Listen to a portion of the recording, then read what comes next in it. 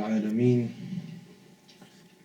والصلاة والسلام على سيد الأنبياء والمرسلين أما بعد فقد قال الله تبارك وتعالى في القرآن الكريم أعوذ بالله من الشيطان الرجيم بسم الله الرحمن الرحيم يا أيها النبي إنا أرسلناك شاهدا صدق الله العظيم وصدق رسوله النبي الكريم ونحن على ذلك ومن الشاهدين والشاكرين والحمد لله رب العالمین. سچا ہے ہمارا مالک اور سچا ہے ہمارا خالق کہ سوا اس واحد و یکتا کے کوئی عبادت کے لائق. کریم ہے، رحیم ہے، بادشاہ ہے، بادشاہوں کا بادشاہ ہے. سچے ہیں اس کے پیارے حبیب صلی اللہ علیہ وآلہ وسلم کہ جن کی آج اس خوبصورت محفل جو آپ نے سجا رکھی ہے، یعنی میں یہ کہوں گا کہ جن کی آج اس خوبصورت محفل میں ان کے اس خوبصورت غلاموں کے ہاں ہم اکٹھے ہیں. وہ حبیب علیہ الصلوۃ والسلام کہ جن کی شانوں کو بیان فرماتے ہوئے آپ کا رب خود فرماتا ہے سبحان اللہ یا ایھا النبی، اے میری غیب کی خبریں دینے والے حبیب علیہ الصلوۃ والسلام، انا ارسلناک شاہدا، ہم نے آپ کو شاہد یعنی گواہ بنا کر مبعوث فرمایا. حضرت آپ نے سوال فرمایا کہ کئی لوگ انگلی اٹھاتے ہیں علم غیب کے بارے میں، تو میں نے آیت پڑھی یا ایھا النبی. آیت کا آغاز ہوتا ہے یا ایھا النبی. اب انگلی اٹھانے والوں کی پہلے میں سمجھتا تھا کہ عربی کمزور ہے،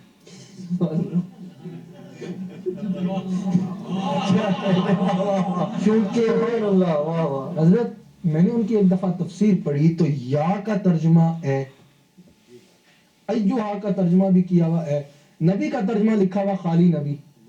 میں نے کہا شاید ان کی عربی کمزور ہے.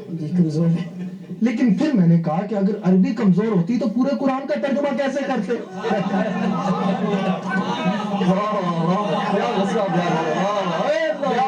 بڑی سوچ کے بعد میں اس نتیجے پہ پہنچا کہ عربی نہیں کمزور، ایمان کمزور.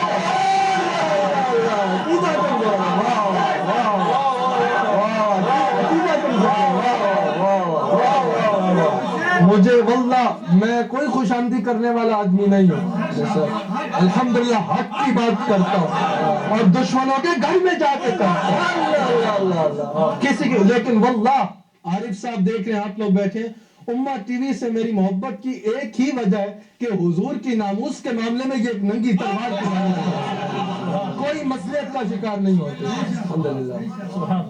تو میں فیصلے پہ پہنچا کہ بھئی اگر عربی کمزور ہوتی تو پورے قرآن کا ترجمہ کیسے کرتے تھے؟ پورے قرآن کا ترجمہ کیا ہوا ہے، ہر جگہ درس قرآن ہو رہے ہیں، تو عربی نہیں کمزور، ایمان کمزور ہے. تو اگر کوئی پوچھے نوجوان اس ٹی وی چینل کو دیکھتے ہیں کہ کیا تمہارے نبی کو غیب کا علم تھا، تو ان سے سوال کیا کرو کہ ارے لفظ نبی کا ترجمہ تو جان لو. لفظ نبی کا ترجمہ یہ ہے غیب کی خبریں دینے والا. اچھا اب ظاہر ہے میں بیان کر رہا ہوں، آپ تسلیم کریں گے، مسلک حق کے تمام احباب تسلیم کریں گے، تمام ایمان والے تسلیم کریں گے. لیکن کچھ لوگ ہوتے ہیں جن کو اپنے قائدین کی بات سمجھ میں آتی ہے، تو ان کو سمجھانے کے لیے ایک دفعہ ابو جہل رسول اللہ کی خدمت میں حاضر ہوتا ہے. میرے جملوں پہ حاضرین بھی اور ناظرین بھی توجہ رکھیے، میں کسی پہ اختلاف نہیں کرتا. اگر کوئی سمجھتا ہے کہ میں کسی ایک واحد طبقے پہ اختلاف کر رہا ہوں تو ہمارا کام اختلاف کرنا نہیں ہے، اور ہمارے پاس اتنا وقت بھی نہیں ہے کہ کسی پہ اختلاف کریں، اور ہمارے جملے اتنے فالتو بھی نہیں ہے کہ ہم کسی کی نظر کریں. ہم اپنے آقا کی بات کر رہے ہیں، ہم اپنے آقا کی شان بیان کر رہے ہیں، اور ہمارے آقا غیب کی خبریں دینے والے ہیں. اور یہ ہمارا فرض بنتا ہے کہ اگر کوئی نادان اگر ہمارے آقا کے علم پہ اختلاف کرتا ہے تو جس طرح کوئی بیٹا اپنے باپ کے بارے میں کچھ نہیں سن سکتا، اسی طرح امتی اپنے نبی کے بارے میں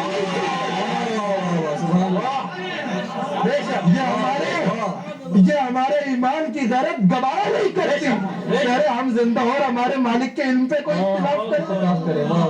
خیر، ایک دفعہ ابو جہل رسول اللہ کے پاس گیا، کس طرح مٹھی میں کنکریاں رکھتا ہے اور چھپا لیتا ہے. یعنی کنکریوں کو غیب بنا لیتا ہے. اب ابو جہل جا رہا ہے نبوت آزمانے. ایمان والا نہیں تھا ابو جہل, بڑا بے ایمان تھا.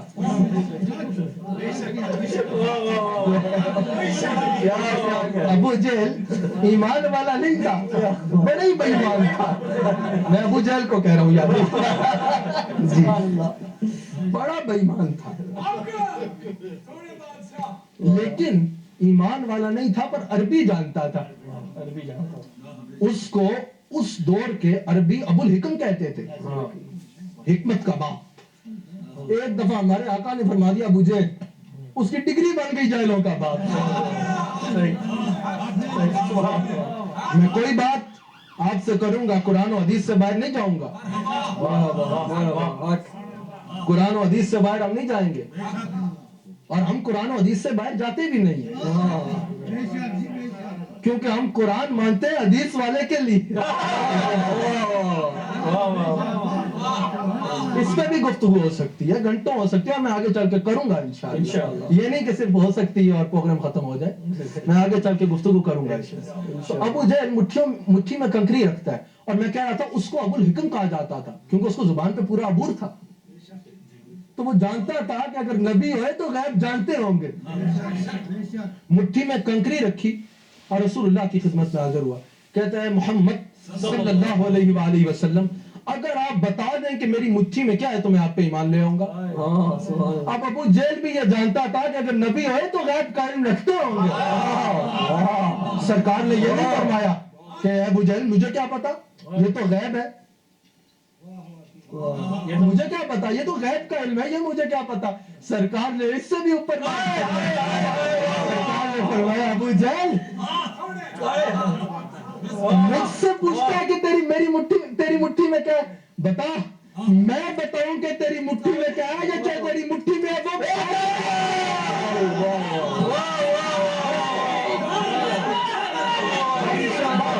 بات سنیے گا.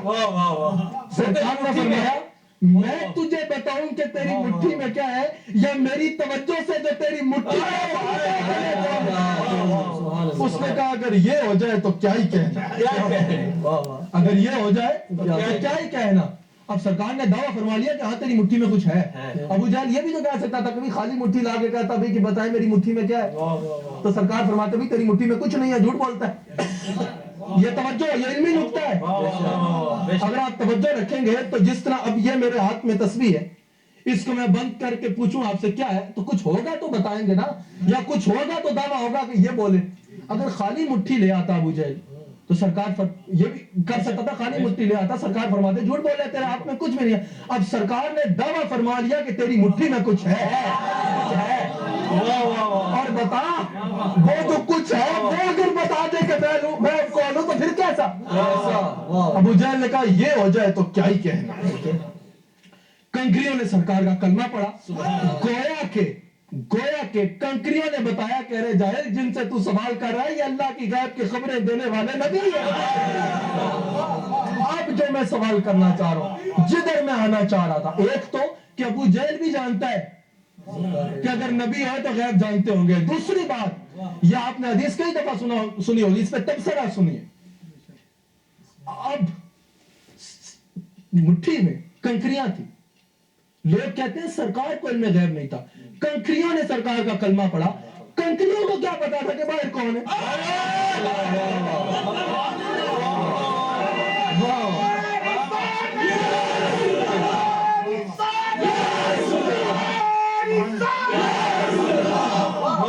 کنکریوں کو کیا پتا کہ باہر کون ہے. ارے تم میرے آقا کے بارے میں سوال کرتے ہو کہ انہیں غیب, علم غیب تھا یا نہیں تھا. ارے محدود سوچو والو, سنو میرے آقا کا علم, کہ میرے آقا کا علم تو بہت اونچا ہے. میرے آقا کی صرف توجہ کے ساتھ یاد رکھنا, جب اللہ کے نبی مردے زندہ کیا کرتے تھے, جب وہ فرمایا کرتے تھے کم باذن اللہ, ایک تو وہ فرمایا کرتے تھے کم باذن اللہ, میرے آقا نے کچھ فرمایا نہیں, صرف توجہ فرمایا. یاد رکھنا جب اللہ کے نبی حضرت عیسیٰ علیہ السلام مردے زندہ کرتے تھے تو اس مردے کا زندہ ہونا بڑی بات ہوتی تھی. کلام کرنا بڑی بات نہیں ہوتی تھی، کیونکہ وہ بولتا ہوا مرا تھا. اگر وہ زندہ ہوتا اور گونگا زندہ ہوتا تو نبی کے معجزے میں عیب گنا جاتا کہ نبی نے مردہ زندہ کیا لیکن گونگا ہوا. جب پہلے زندہ تھا تو بولتا تھا، جب دوبارہ نبی کے حکم سے زندہ ہوا تو گونگا زندہ ہوا، یہ عیب آ جاتا. اس لیے اس کا بڑا زندہ ہونا بڑی بات ہوتی تھی، اس کا کلام کرنا بڑی بات نہیں ہوتی تھی. لیکن میرے آقا کی توجہ کے ساتھ پتھروں میں جان بھی آتی ہے، پتھروں میں زبان بھی ہوتی ہے، پتھروں میں علم بھی ہوتا ہے، اور وہ علم ساری علم نہیں ہوتا، پتھروں میں علم غیب ہوتا ہے.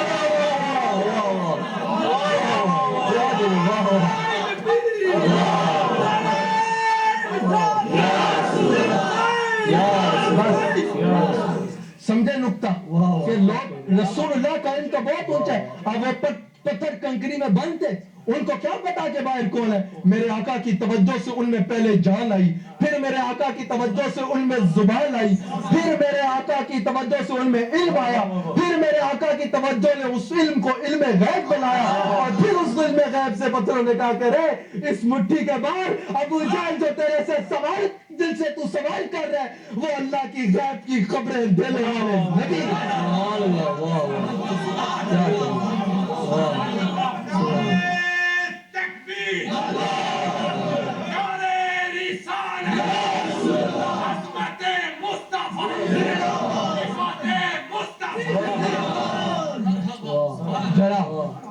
اچھا، وہ غیب کی خبریں دینے والے حبیب علیہ السلام اور سرکار کا علم غیب حضرت کسی کے ماننے یا نہ ماننے کا محتاج بھی نہیں.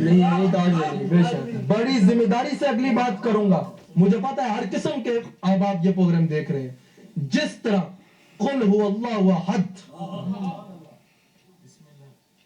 کسی کے ماننے یا نہ ماننے کا محتاج نہیں ہے. جب رب کریم فرماتا ہے قل هو اللہ احد تو کل کا مخاطب کون ہے؟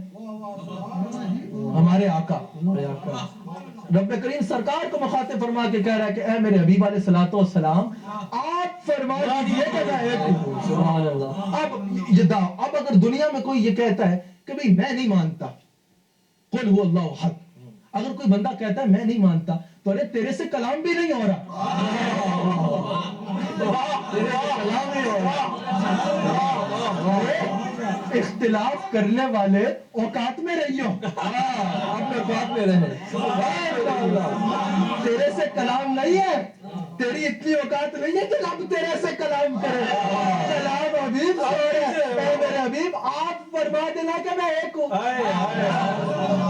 نہ ادھر اختلاف نہ ادھر اختلاف. اب یا ایھا النبی انا ارسلناک شاہدا، اب اس پہ اگر آپ غور کریں، اب حضرت نے جب میرا تعارف کرایا کہ ان کا نام جو ہے وہ حسان نصیب الرحمان ہے، یہ حضرت قبلہ حضرت صاحب کے بیٹے ہیں، یہ جو ہے یہ پاکستان سے آئے ہیں، یہ اتنے عرصے سے پاکستان سے یہاں آ رہے ہیں، اس طرح آئے ہیں، اس طرح آئے ہیں، یہاں رکے ہوئے ہیں.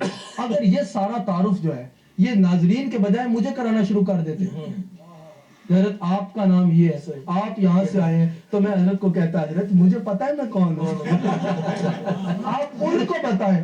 اب یا ایھا النبی انا ارسلناک شاہدا، کوئی بات ایسے ہی نہیں کر رہا، علمی بات سب سے اگلے علمی بات. یا ایھا النبی انا ارسلناک شاہدا، رب کریم سرکار کو مخاطب فرما کے کہہ رہے ہیں اے میرے حبیب علیہ الصلوۃ والسلام ہم نے آپ کو شاہد بنا کے بھیجا. تو میں یہاں سوالیہ نشان رکھتا ہوں، کیا سرکار کے علم میں نہیں تھا کہ مجھے شاہد بنا کر یا ایھا النبی اے میری غیب کی خبریں دینے والے حبیب علیہ الصلوۃ والسلام، کیا سرکار کے علم میں نہیں تھا کہ میں غیب کی خبریں دینے والا ہوں؟ یہ بھی اسی لیے کہ یا ایھا النبی جو فرما رہا ہے نہ اس کو اختلاف، جن کو فرما رہا ہے نہ ان کو اختلاف. اگر کوئی تیسرا اختلاف کرے تیرے سے کلام ہی نہیں ہے.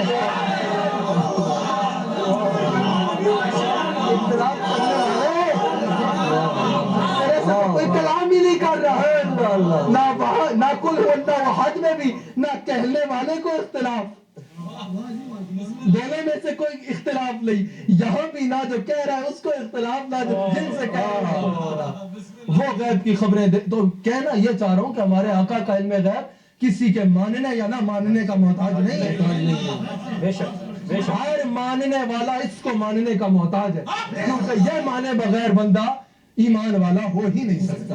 وہ غیب کی خبریں دینے والے حبیب علیہ الصلوۃ والسلام. جس طرح ہم نے علم غیب تو سرکار خود فرماتے ہیں, حدیث شریف ہے, سرکار خود فرماتے ہیں کہ مجھ سے سوال کرو, جو ہو گیا اس کے بارے میں پوچھو, میں تمہیں یہاں بیٹھے ہوئے اس کی خبر عنایت کروں. جو ہو گیا آدم علیہ السلام تک یا ان سے پہلے, جو ہوا, جب ہوا, جدھر ہوا, جتنا ہوا, جو ہوا, مجھ سے پوچھو, میں تمہیں یہاں بیٹھے ہوئے اس کی خبر عنایت کروں. اس وقت بھی سرکار فرماتے ہیں کائنات میں عرش پہ یا فرش پہ کسی مقام پر بھی کچھ بھی ہو رہا ہے, مجھ سے سوال کرو, میں یہاں بیٹھے ہوئے تمہیں اس کی خبر عنایت کروں. یہ نہیں جو ہو گیا وہ بتاؤں گا, جو ہو رہا ہے وہ بتاؤں گا, آج سے لے کر قیامت تک ہونے والا ہے یا قیامت کے بعد جو کچھ ہوگا مجھ سے سوال کرو, میں تمہیں اس کی خبر عنایت فرماؤں گا. حدیث میں آتا ہے, صحابہ فرماتے ہیں کہ ایک دفعہ سرکار علیہ الصلوۃ والسلام منبر مبارک پہ تشریف فرما ہوئے, فجر کی نماز کے بعد آپ نے خطبہ جاری فرمایا, ظہر کا وقت ہو گیا, ظہر کے بعد آپ نے پھر خطبہ جاری فرمایا, عصر کے بعد پھر جاری فرمایا, یہاں تک کہ سورج غروب ہو گیا. صحابہ فرماتے ہیں یہ وہ دن تھا کہ سرکار نے جو ہو گیا وہ بھی اور جو ہونا ہے وہ بھی سرکار نے سب کچھ ہمیں ارشاد فرما دیا. حضرت عمر فاروق روایت فرماتے ہیں کہ ایک دفعہ سرکار ہمارے درمیان رونق افروز ہوتے ہیں, سرکار ہمارے درمیان کھڑے ہوئے اور سرکار نے خطبہ جاری فرمایا. حضرت عمر فاروق فرماتے ہیں یہ وہ دن تھا, حضرت عمر فاروق فرماتے ہیں جن سے بڑھ کے توحید جاننے والا آج کوئی جم ہی نہیں سکتا. کیا شرک ہے اور کیا بدعت ہے اور کیا کیا ہے, ان سے بڑھ کے آج کوئی ہو ہی نہیں سکتا. آج کا اگر کوئی 2 ٹکے کا بندہ 2 صفحات پڑھ کے اپنے 2 ٹکے کے علم کے مطابق یہ بتانے کی کوشش کرے کہ میں بتاتا ہوں رسول اللہ کے علم کی کیا حد ہے, اپنے 2 صفحات پڑھنے کے علم کے معیار دیکھ اور یہ دیکھ کہ کس علم کا معیار بتانے جا رہا ہے. اور پھر کہتے ہیں کہ ہم صحابہ کے عقائد پہ چلنے والے. سنو, جن سے بڑھ کے توحید جاننے والا کوئی نہیں. حضرت عمر فاروق رضی اللہ تعالیٰ عنہ آپ فرماتے ہیں کہ ایک دفعہ سرکار ہمارے درمیان رونق افروز ہوئے, سرکار نے خطبہ جاری فرمایا اور سرکار نے ہمیں ازل سے لے کر ازل سے شروع فرمایا اور ابد تک سب کچھ بتا دیا, یہاں تک بتا دیا کہ جنت والے جنت میں چلے گئے اور جہنم والے جہنم میں چلے گئے.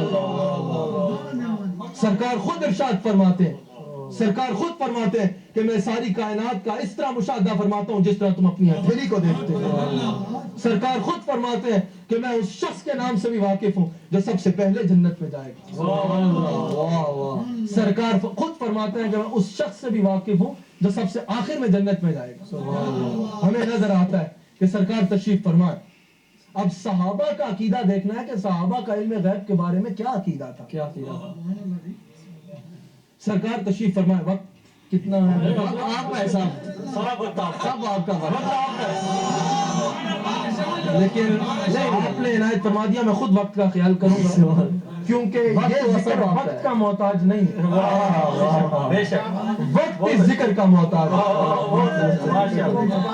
سرکار کا ذکر یا سرکار کا مقام نے کبھی وقت کا انتظار نہیں کیا, بلکہ اگر سرکار معراج شریف پہ چلے گئے تو وقت نہیں رک کے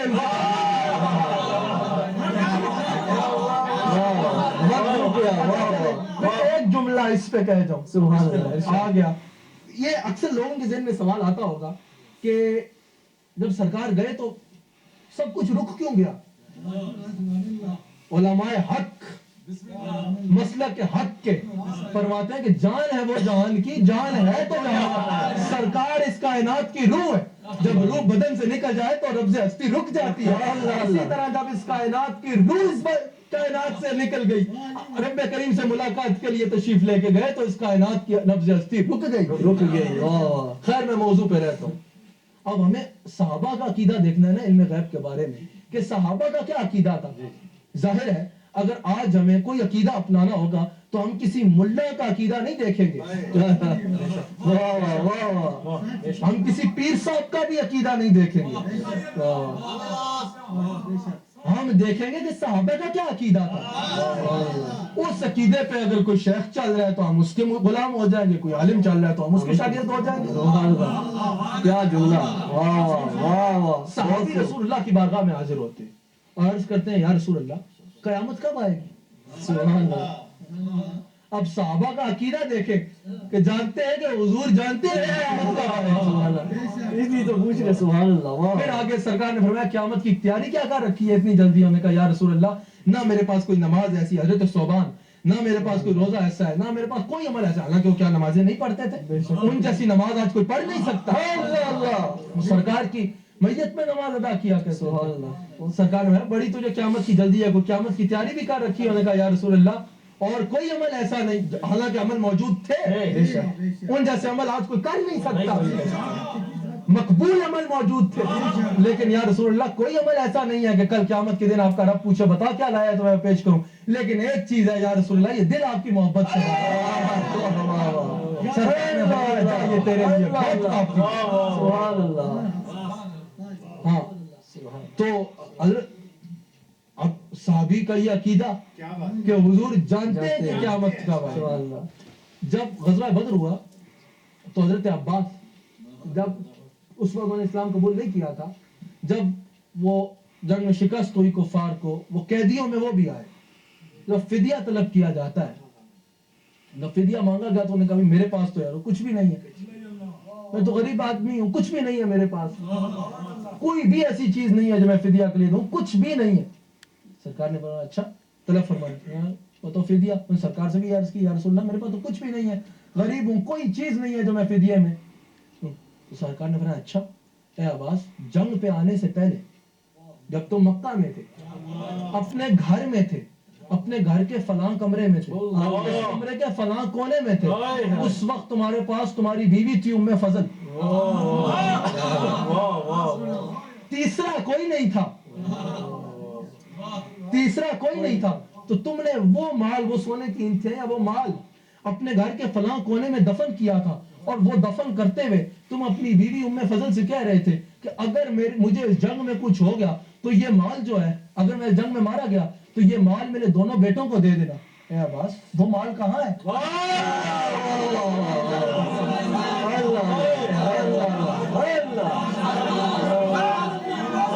ان کے دل نے یہ فیصلہ کیا مال بعد میں والے قریب, پہلے جان ان کے کہا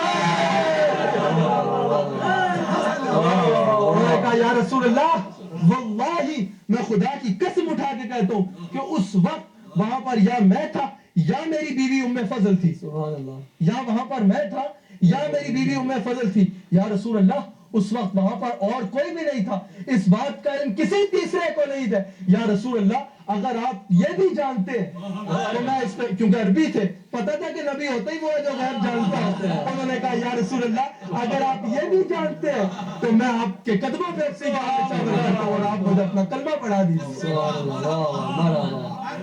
وہ غیب کی خبریں دینے والے حبیب علیہ الصلوۃ والسلام. یہی غزوہ بدر ہے. غزوہ بدر سے ایک رات پہلے سرکار میدان جنگ میں تشریف لے جاتے ہیں, اپنے عصا مبارک سے دائرے لگا رہے ہیں اور فرماتے ہیں کل جب یہاں پر میدان جنگ سجے گا, میدان جنگ میں جاتے ہیں, میدان جنگ میں وہاں پر بیٹھے وہ حضور کے علم غیب کو نہیں مانتے, میدان جنگ میں گئے نہیں مانتے, کافر تو نہیں مانتے. کسی کافر سے جا کے پوچھ لے کہ کیا رسول اللہ کو علم غیب تھا, وہ بولے گا نہیں تھا. پوچھ لو نا جا کے, میں اللہ اکبر کسی کو نہیں کہہ رہا, جس نے پڑھ لیا لا الہ الا اللہ محمد رسول اللہ وہ مسلمان ہے. لیکن میں اور باتیں کر رہا ہوں, کسی کرسچن سے اگر آپ جا کے پوچھیں, کسی اس سے جا کے پوچھیں تو وہ نہیں مانے گا.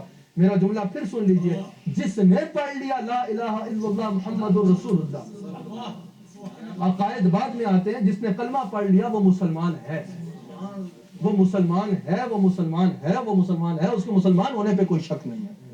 جی تو سرکار دائرے لگانا شروع ہو گئے اور سرکار نے فرمایا, سمجھ گئے نا بات, جس نے کلمہ پڑھ لیا وہ مسلمان ہے. لیکن میں کہہ رہا ہوں باقیوں سے بھی جا کے پوچھ لے تو وہ بھی نہیں مانیں گے.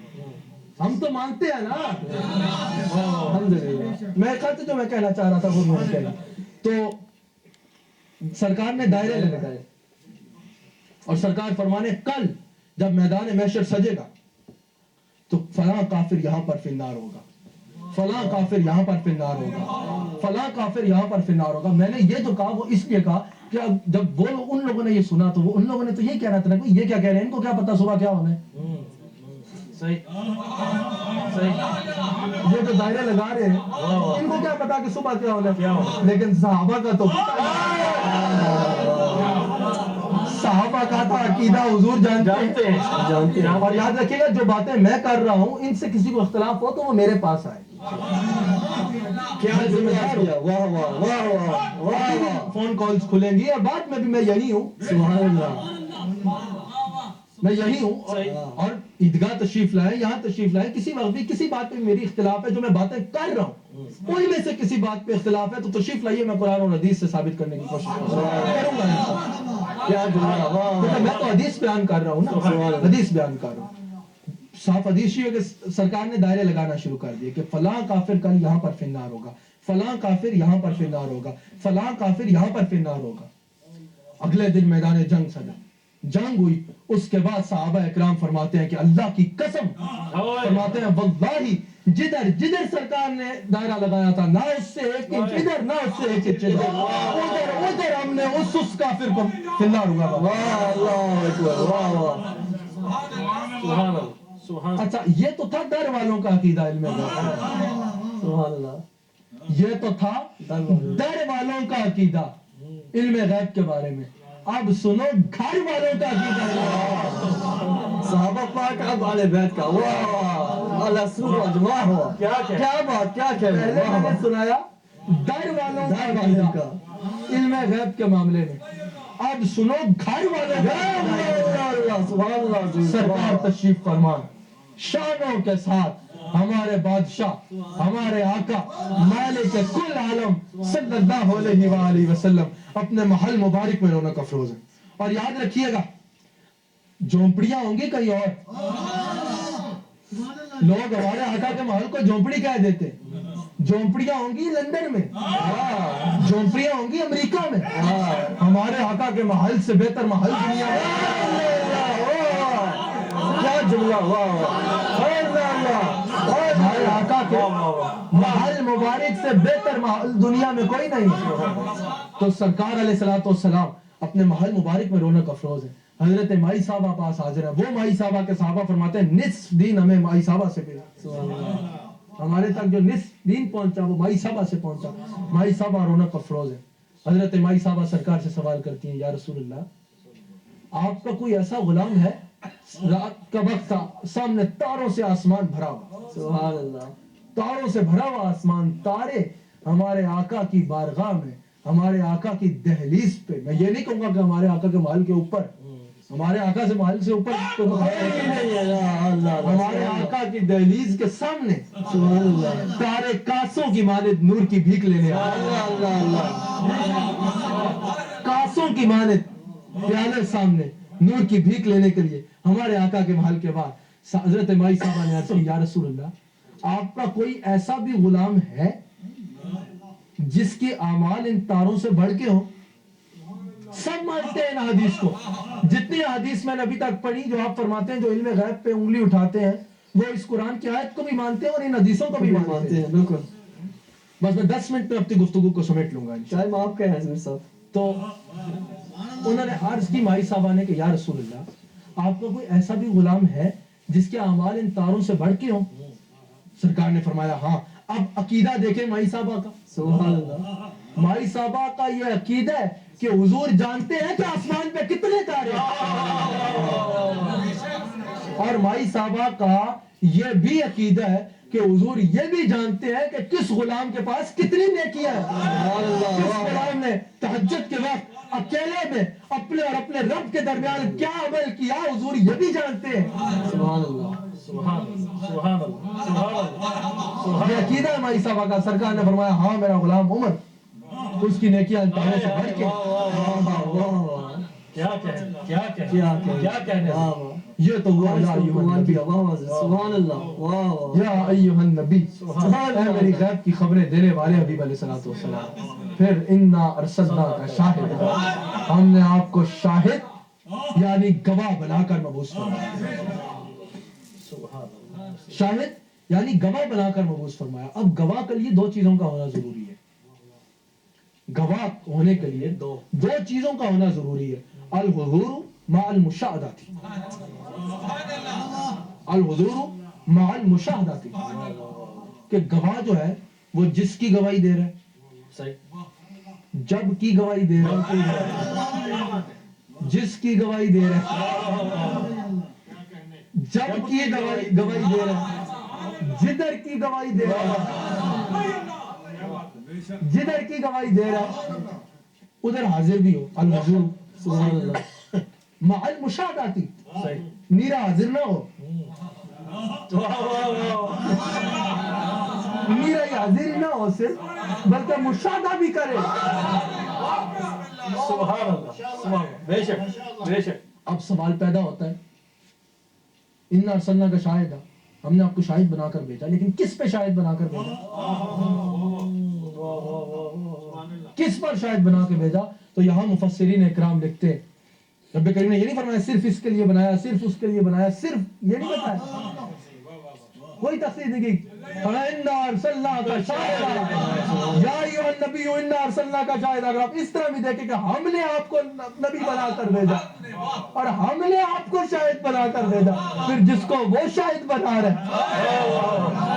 مفسرین اکرام لکھتے ہیں کہ سرکار کو ایک تو رب کریم نے اپنی وحدانیت پر گواہ بنا کر مبعوث کیا، شاہدن لانا، شاہدن لانا، اپنی وحدانیت پر گواہ بنا کر بھیجا۔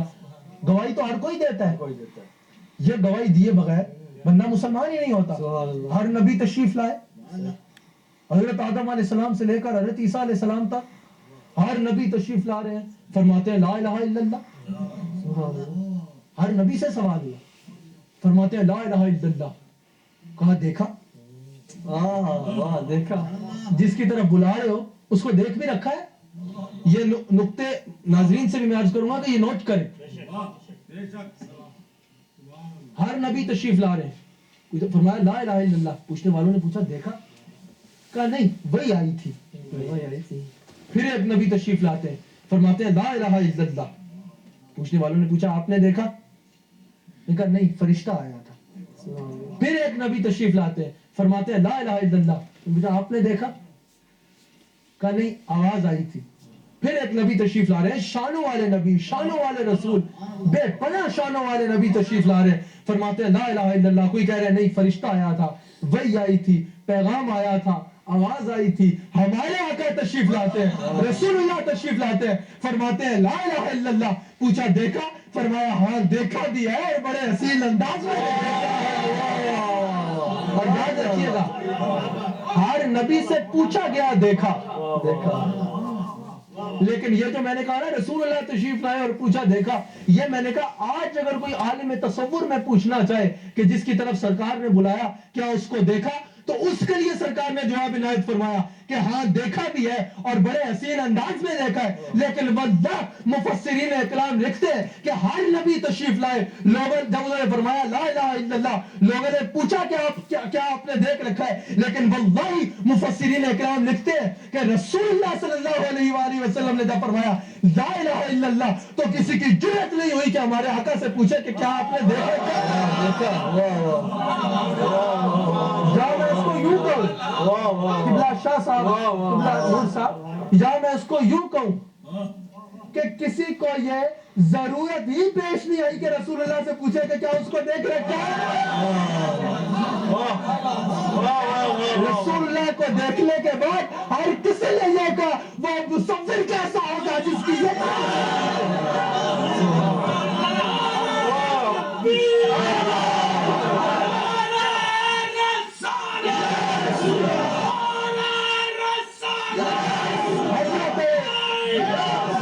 حضرت امام راضی 101 دلائل لکھے رب کے ایک ہونے پر،